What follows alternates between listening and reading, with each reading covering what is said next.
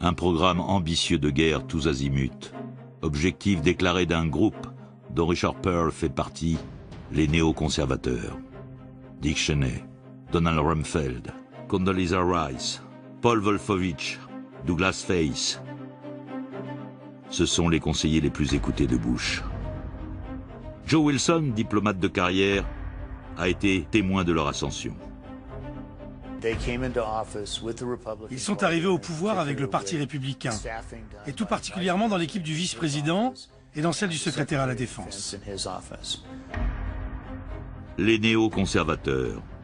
Ils ont des liens avec le monde du pétrole, avec les industries de la défense, des idéologues champions de l'hégémonie américaine. C'est le signe du Pearl publie une véritable déclaration de guerre. Le même jour, Bush reçoit Franks dans son ranch au Texas.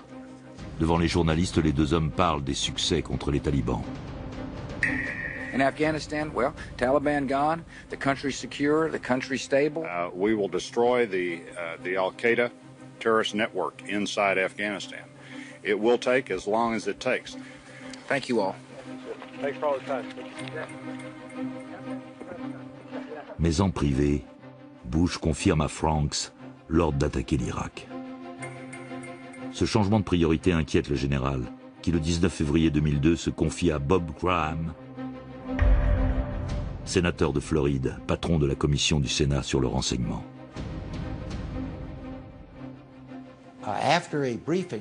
Après un rapport qui était plutôt optimiste, le général m'a demandé de le suivre dans son bureau. Et la première chose qu'il m'a dite, nous ne faisons plus la guerre en Afghanistan. J'ai été très surpris. Je lui ai demandé ce qu'il voulait dire et il m'a répondu que des unités très importantes, comme les forces spéciales, étaient transférées d'Afghanistan pour se préparer à une guerre en Irak.